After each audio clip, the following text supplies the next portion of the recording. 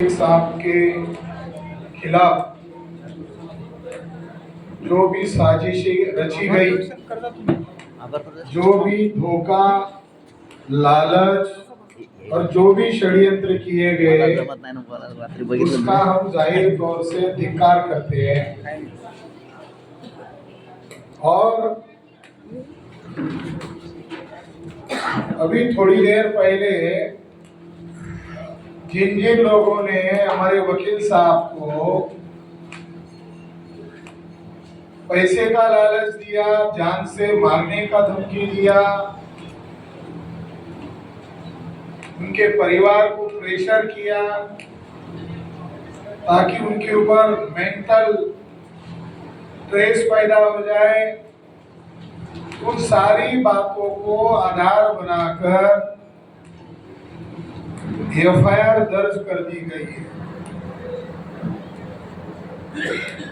क्योंकि हम लोग संविधान पर यकीन करने वाले लोग हैं और संविधान के दायरे में रहकर ये लड़ाई लड़ रहे हैं।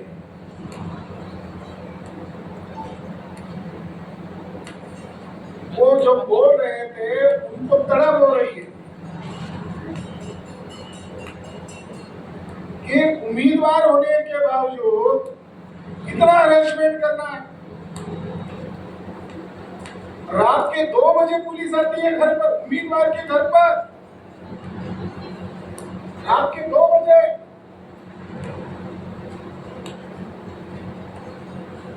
क्या ये उम्मीदवार ही की गुनहगार है?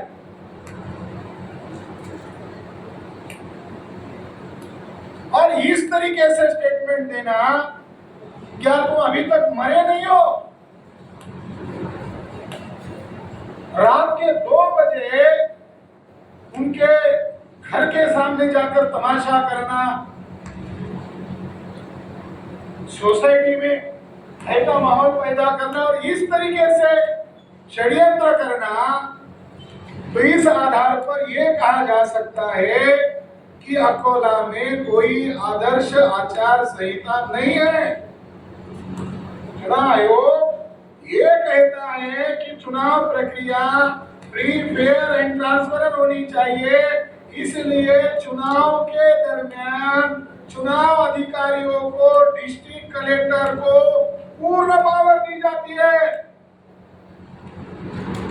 कि वो चुनाव प्रक्रिया को बाह्य दबाव के प्रभाव में आकर चुनाव करे, निष्पक्ष करे। तो हमारे वकील साहब को, शेख साहब को जो टॉर्चरिंग हुआ, जिस तरीके से परेशान किया गया, एफआईआर तक दर्ज हो गई है। आज उसकी अपडेट है, इनके पक्ष में एफआईआर दर्ज हो गई है नाम के साथ। कौन कौन लोग हैं? हम लोग सुप्रीम कोर्ट में इनका केस लेकर जाने वाले हैं। जो लोग भी इसमें सहभागी है, चाहे वो एसपी हो, कलेक्टर हो, वो जो रात को 2 बजे जाकर धमकियां देने वाले जो पुलिस अधिकारी है, उन लोगों को बख्शेंगे नहीं। सुप्रीम कोर्ट में जाकर हम लड़ाई लड़ेंगे। आचार संहिता का मतलब क्या है?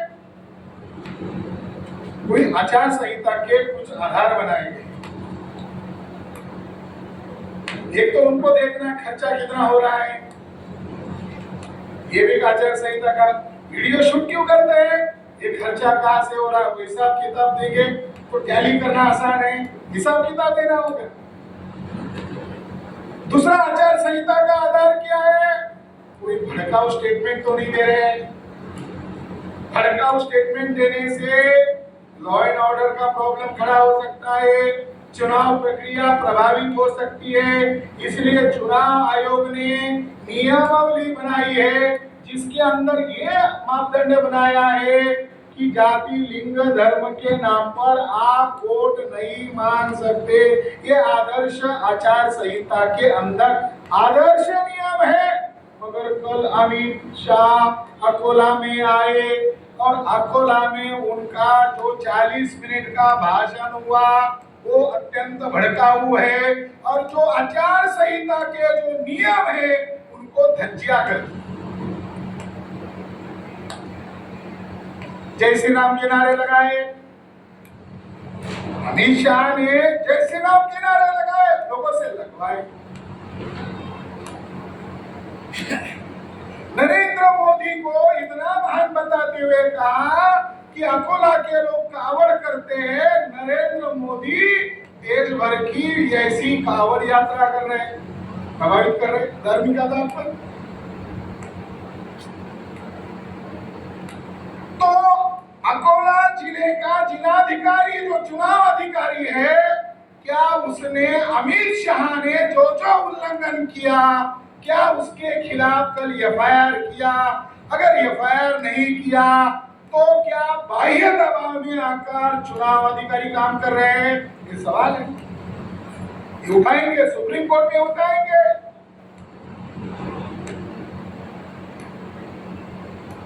दूसरी महत्वपूर्ण बात है कि बाबा साहब अंबेडकर ने भारत के सभी नागरिकों को लड़ने का अधिकार दिया, चुनाव लड़ने का अधिकार दिया।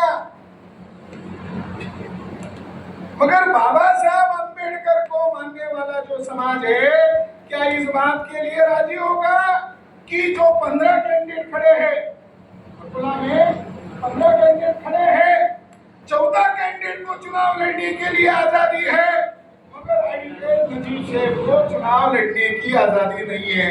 ऐसा अगर कोई कहेगा तो क्या अकोला के अंबेडकरवादी इस बात के लिए राजी होंगे? क्या अकोला वासी इस बात के लिए राजी होंगे? किसी कैंडिडेट को धमकी दी जा रही, किसी की कंप्लेंट है, किसी की शिकायत है, मगर हमारे वकील साहब को डराया जा रहा है, धमकाया जा रहा है, खुले तौर पर ऑफर दी जा रही है, मगर ये बंदा सिद्धांत का पक्का है, उसूल का पक्का है, बाबा साहब अंबेडकर के संविधान के साथ वफादार है। ये हमारा सगे भाई से भी सगा भाई है, जो सिद्धांत का पक्का है।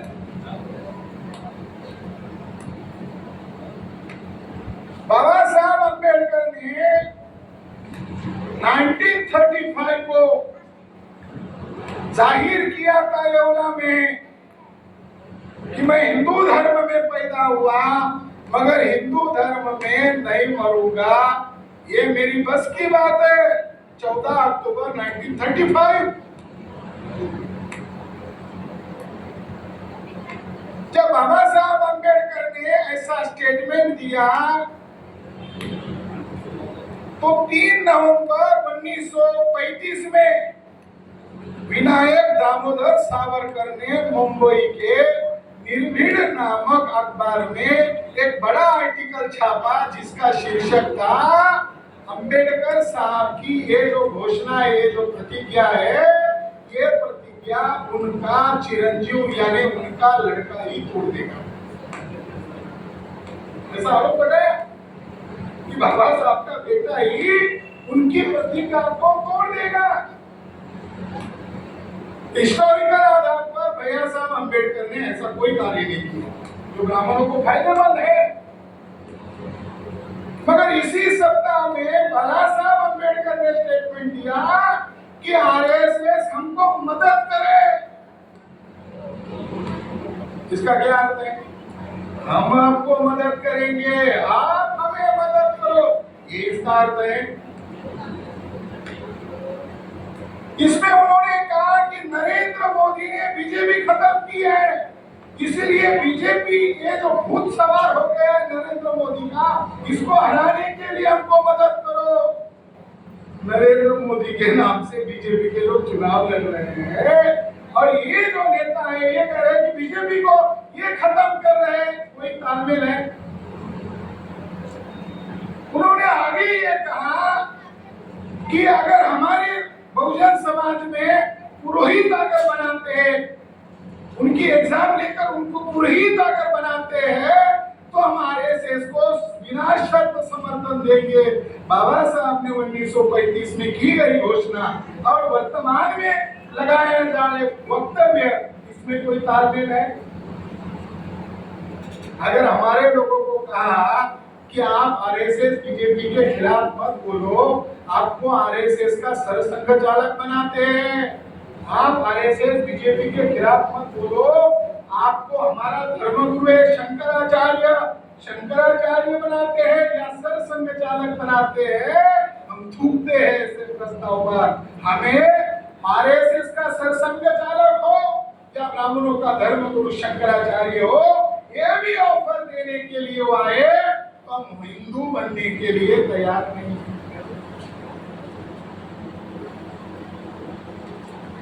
आरएसएस और बीजेपी का दुश्मन हम भी है, आरएसएस और बीजेपी के खिलाफ हम भी लड़ रहे हैं। बाकी लोग तो आरएसएस और बीजेपी के खिलाफ बोलते हैं। हम लोगों ने 6 अक्टूबर सन 2022 को आरएसएस के मुख्यालय पर मोर्चा लेकर गए थे। 4.5 लाख लोग ऑल इंडिया से आए थे। मोहन भागवत ताला लगाकर भाग गए थे और दोपहर के बाद नरेंद्र मोदी एज गृह मंत्री उसको मीडिया में भारत मुक्ति मोर्चा का नाम लेकर स्टेटमेंट देना पड़ा। बाकी तो लोग बोलते हैं एक्शन कर रहे हैं। नैतिक आधार पर वही लोग आरएसएस और बीजेपी के खिलाफ बोल सकते हैं जो व्यवहार में उनके खिलाफ है। अकोला में जिला परिषद की सत्ता किनको साथ में लेकर आज उपभोग कर रहे हैं। जिला परिषद की जो लोकल सत्ता है बीजेपी को साथ में लेकर आप उपभोग कर रहे हैं। आप किस आधार पर आरएसएस बीजेपी का विरोध कर रहे होगे और किस आधार पर वो समाज को समझाओगे कि हम आरएसएस बीजेपी के खिलाफ हैं? ये जो तथाकथित नेता है वो इस बात का जवाब दे। इनको डराने की बजाय, इनको धमकाने की बजाय समाज को इस बात का जवाब दे। खंडेलवाल आरएसएस का कार्यकर्ता है। खंडेलवाल एमएलसी के चुनाव के लिए खड़ा हो गया। बीजेपी ने खंडेलवाल को चुनाव के लिए खड़ा किया। किनकी वोटों से खंडेलवाल जीत गया? वंचित बहुजन आघाड़ी ने खंडेलवाल को वोट दिया। इस वजह से खंडेलवाल जीत कर आया। क्या अकोला के लोगों को मालूम नहीं है? इस आधार पर, सिद्धांत के आधार पर कांग्रेस और बीजेपी को कोई टक्कर नहीं दे सकता। अगर कोई माइका लाल है, शेख साहब है, जो कांग्रेस और बीजेपी को टक्कर दे सकता है, सिद्धांत के आधार पर बोल।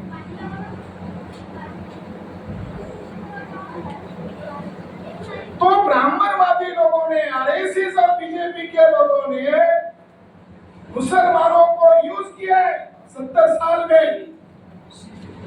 और हमारे श्रीकांत गोयल जी ने कहा 48 सीट है, 48 सीट में से एक सिंगल मुसलमान को टिकट नहीं दिया।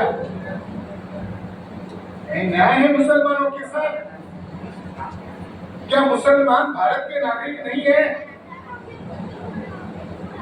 जिनकी पॉलिसी एंटी मुस्लिम है, जिनकी पॉलिसी एंटी कॉन्स्टिट्यूशनल है, वो लोग मुसलमानों को बहका भी नहीं ला सकते।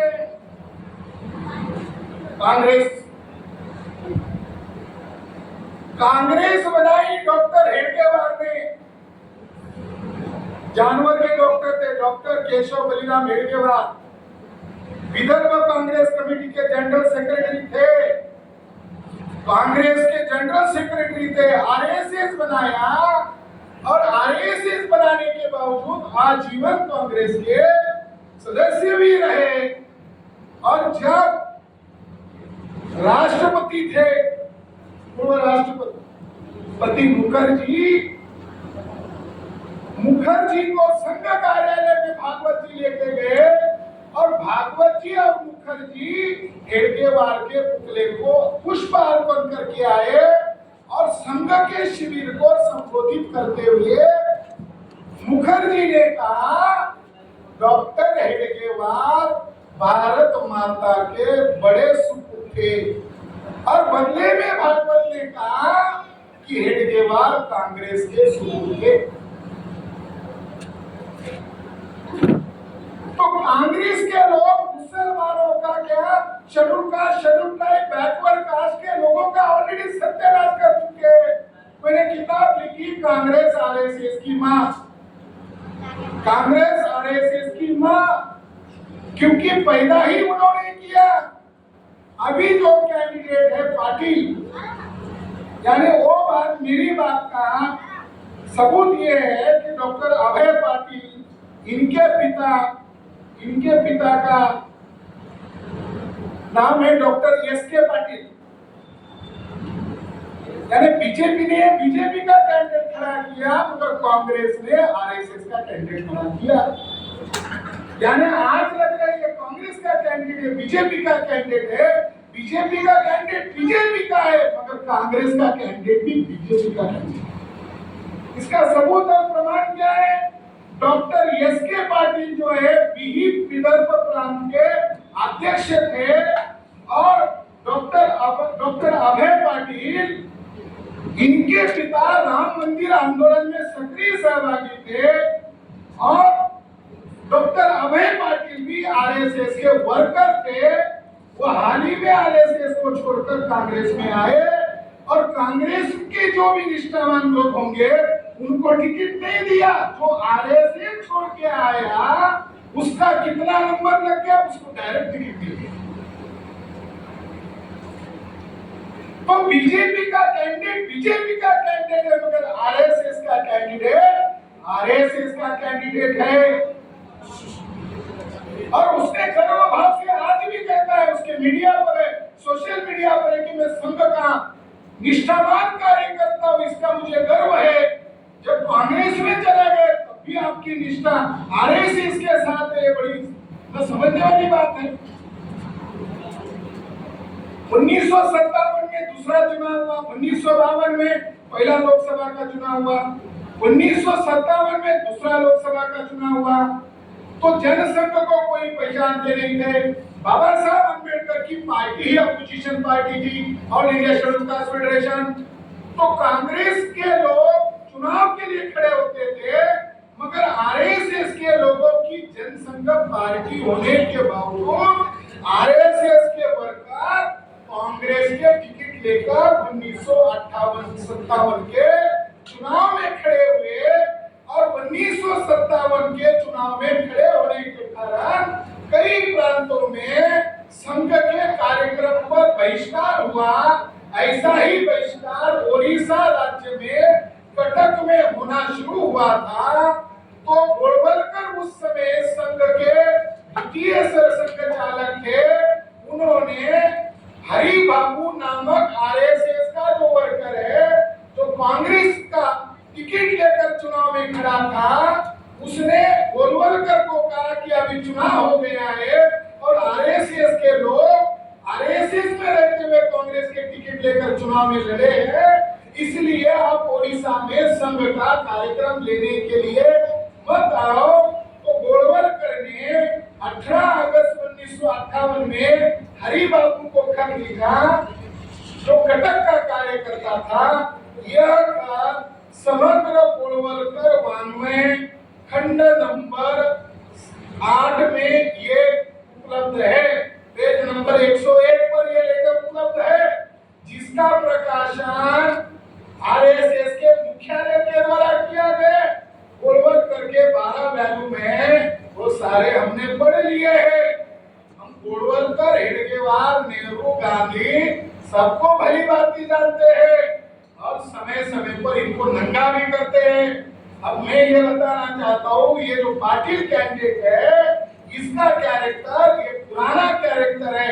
गोलवलकर ने हरि बाबू को लिखा, आपके कांग्रेस में सम्मिलित होने से एक ज्येष्ठ स्वयंसेवक इस नाते कटक शाखा को मार्गदर्शन करने में कुछ बाधा निर्माण होगी, ऐसा मैं नहीं मानता, क्योंकि राष्ट्रीय स्वयंसेवक संघ का स्वयंसेवक और साथ ही कांग्रेस का सदस्य रहने में कोई विरोधाभास नहीं है।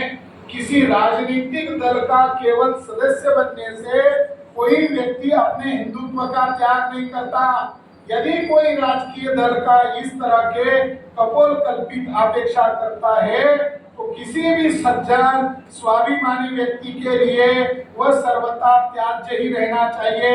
मेरी ऐसी धारणा है कि कांग्रेस जन इतने अविचारी नहीं है कि वे आपसे अपने हिंदुत्व तथा हिंदू समाज एवं संस्कृति के सेवा कार्य को छोड़ने की अपेक्षा करेंगे। एक लाइन में क्या अर्थ है इस लेटर का? कि आरएसएस का हिंदुत्व और कांग्रेस का हिंदुत्व एक है। क्या इस लेटर का एक स्लाइड में अर्थ है कि तुम आरएसएस का वर्कर भी रहो और तुम कांग्रेस का टिकट लेकर चुनाव भी लड़ो? मुलवलकर सीधा कह रहा है। तो मुझे ऐसा अंदाजा है कि कांग्रेस ने जो कैंडिडेट खड़ा किया है, संभावना है कि कांग्रेस और आरएसएस के बीच में कोई समझौता हुआ है।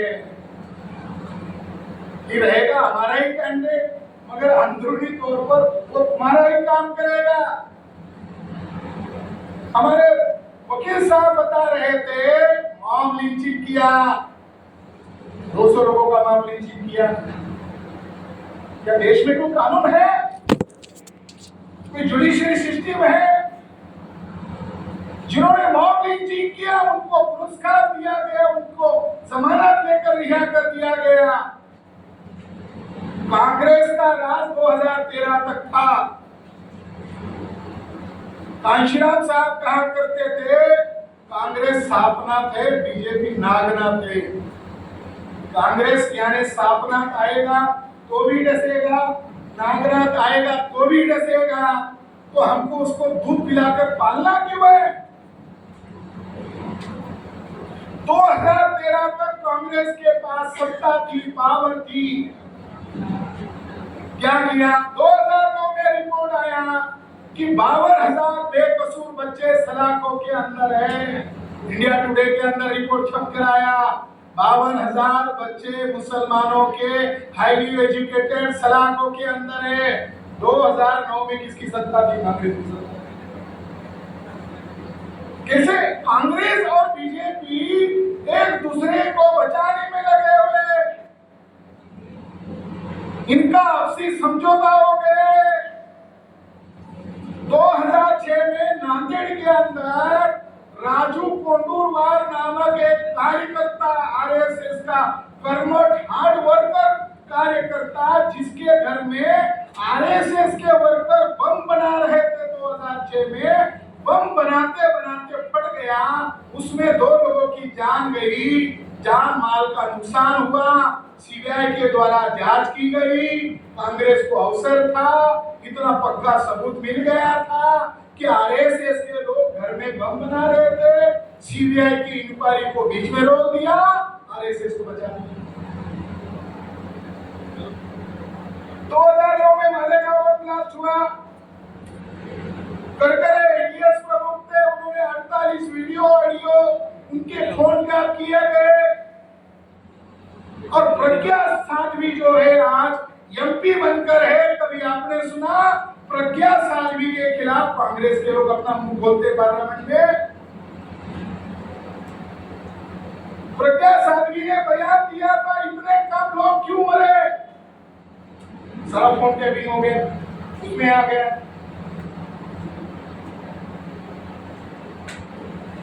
2009 में सारे रिकॉर्ड आ गए। 52 ब्राह्मणों आरएसएस के लोग, वर्कर्स लोग जब पकड़े गए।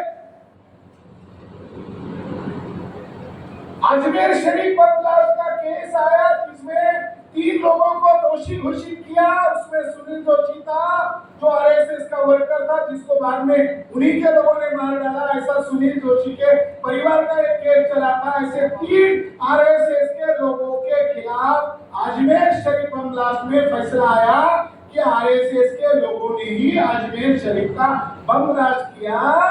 इस आधार पर, कोर्ट के जजमेंट के आधार पर यह सिद्ध हो जाता है कि आरएसएस के लोगों ने बम ब्लास्ट किया। आरएसएस आतंकवादी संगठन है।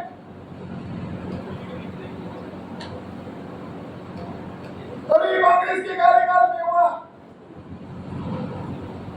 2011 की न्यूज है, आज भी आज तक इस चैनल पर उपलब्ध है। उसमें आरएसएस का स्पोक्स पर्सन भैया जोशी और आरएसएस के प्रमुख लोग उस समय के प्रधानमंत्री मनमोहन सिंह को मिलने गए, लिखित में ज्ञापन दिया कि प्रज्ञा सिंह ठाकुर, लेफ्टिनेंट कर्नल प्रसाद पुरोहित, शंकराचार्य पांडे, असित चैटर्जी इनको रिहा न करे। अगर इनको रिहा किया तो ये आरएसएस का चीफ मोहन भागवत और इंद्रेश कुमार को मार डालेंगे। आरएसएस के लोगों को जब पता चल गया कि आरएसएस पर बैन लग सकता है, उन्होंने डिप्लोमेसी अपनाई, अपने ही लोगों को न छुड़ाने के लिए मनमोहन सिंह को लिखित में ज्ञापन दिया। और बाद में इस पर क्या कार्रवाई हुई? इस पर कार्रवाई ये हुई कि 26/11 का हमला हुआ और 26/11 के हमले में हमारे मुशर्रफ साहब आईजी, महाराष्ट्र का आईजी लेवल का आदमी कहता है 26/11 का हमला ये आईबी के ब्राह्मण लोग और आतंकवादी लोगों ने मिलकर किया। और ये सारा इतिहास ये बता